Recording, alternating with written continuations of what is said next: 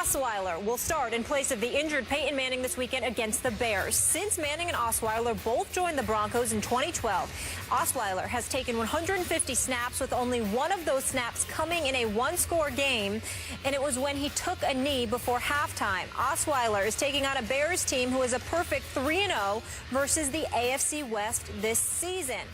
Stephen A., can Osweiler right the ship for this Chicago squad?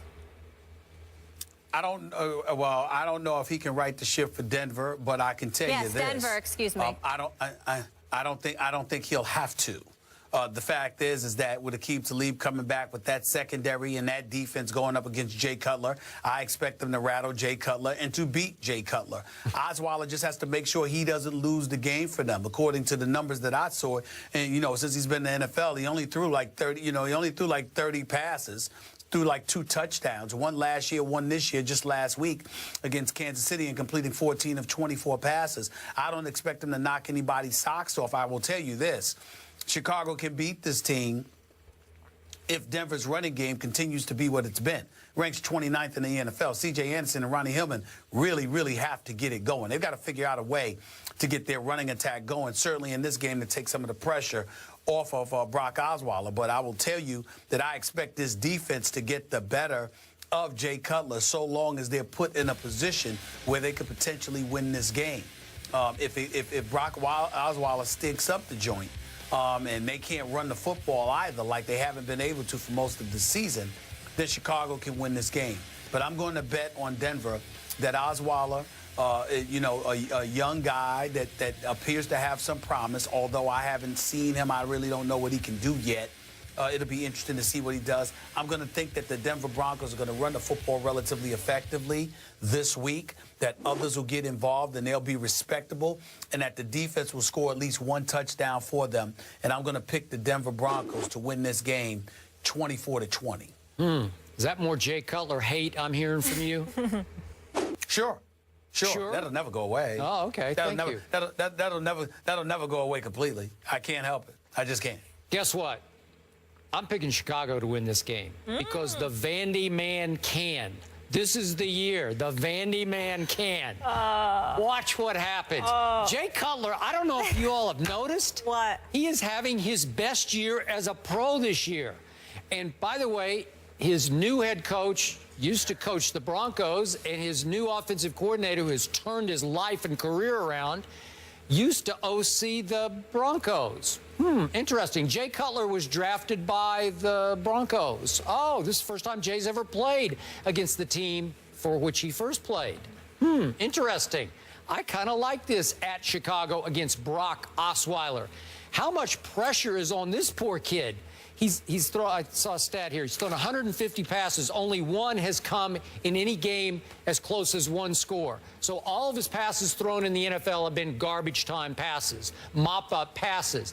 And all of a sudden, he's taking over a 7-2 team. Peyton got it to 7-2. And you're going to be expected to carry on with one of the best defenses in pro football against Jay Cutler at Chicago with all those Denver connections. I pity the kid. That's a lot to ask. And I hear great things. I know Gary Kubiak is enthralled with the potential of Brock Osweiler at 6 feet 7 inches tall. I just don't love his chances against this team at this moment in this city, because this Bears defense under John Fox, I don't know if you've noticed lately, it's come alive. I have. They're starting to play. By the way, Chicago is 3-0 against the AFC West so far. Not bad. I know they haven't played Denver yet, but they're about to with Brock Osweiler at quarterback. No offense, Brock, but this is tough duty here. Listen, that Langford kid from Michigan State has also come alive and brought the offensive alive. Matt Forte not happy about that. He thinks Chicago is sort of running him out of town, but come on, get over it, Matt. The kid's electric. He's given voltage to the offense. Jay Cutler seems to have grown up under Adam Gase. I don't know what's going on, but he looks like a star quarterback to me over the last 4 or 5 games. His QBR is by far the best he's had in his entire career, including the stretch in Denver under the great Mike Shanahan. I'm going with Jay Cutler, and I'm going with him convincingly. I'm going to go 27-17 Bears over Brock Osweiler.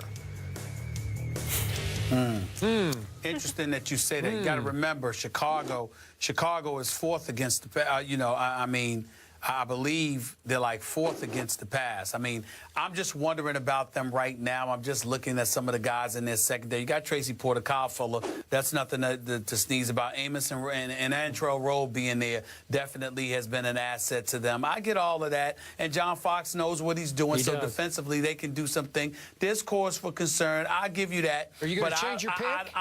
I think you're changing on me. Because, no, not at all. Because I'm looking at it from the perspective, Skip, that I think that when you look at Aqib Talib and Chris Harris and those boys, and that secondary in Denver, they're good. Plus their ability to get to the quarterback with Von Miller scheduled to be stalking Jay Cutler, I really believe in my heart of hearts that they can do some things defensively to really rattle Jay Cutler. We'll see what happens, but I don't blame you for going with yours. I'm going to stick with mine, though. I think Denver's defense is going to save the day for them against Jay Cutler.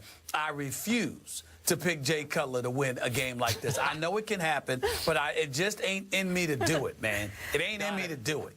Love it. All right, so Stephen A. is rolling with Brock. Skip is going with Cuddy. The Bears are favored by 1 in this one, and everybody should be betting on Steph Curry. By the way, FPI favors the Bears. You believe in that? No, FBI? They do? I believe a little more in Vegas. They give them a actually. 56% chance. Okay, so we're going FBI. It's a good shot.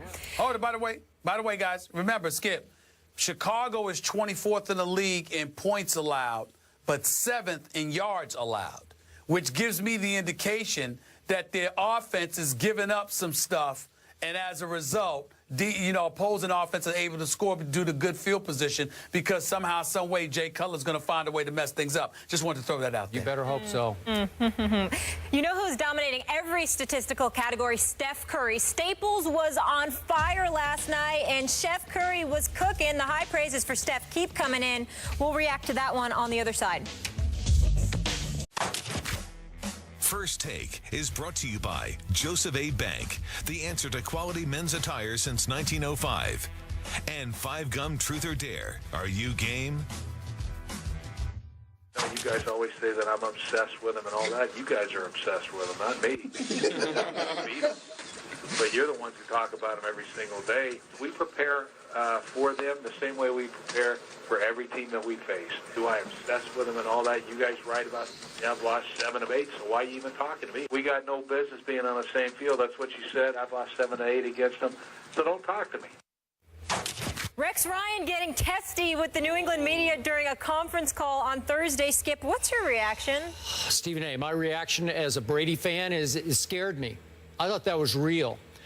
I thought that was Rex at his best. Rex at his scariest to me, again, as a Patriot supporter, is not showman Rex, carnival barker, look at me Rex. It's angry Rex, and that was legit anger there. And I'm going to tell you, I'll preface what's going to happen Monday night in Foxborough by telling you the scariest game to me left on the schedule is not at Denver, it's not at Jets, it's not even at Dolphins, that last game. It's this one on Monday night in Foxborough, because I think the team built the best with the right attitude and the right quarterback to upend Tom Brady and company, and their 16-0 pursuit will be this team and this coach in this mindset. That's fair enough, but I think one of the things you're missing, Skip, is that anger that Rex Ryan feels inside of him. He's a bit delusional or trying to give off, delusions of grandeur when he talks about how he's not really paying attention, to the fact that, he's treating them like any other team.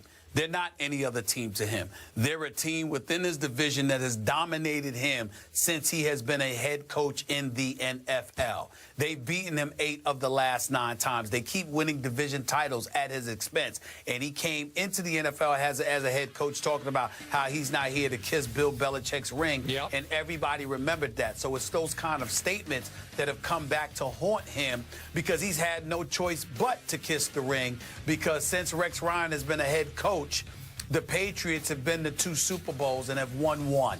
And they keep winning the division every year, where that's not the case for him. So they're not only successful, but they're successful on his watch, within his division. Yep. And all the bluster and bloviating has amounted to nothing. And nobody highlights that, the ineptitude of Rex Ryan, better than Bill Belichick and the Patriots. I hear you, but the one coach who has tormented Tom Brady over the years the most is clearly Rex Ryan.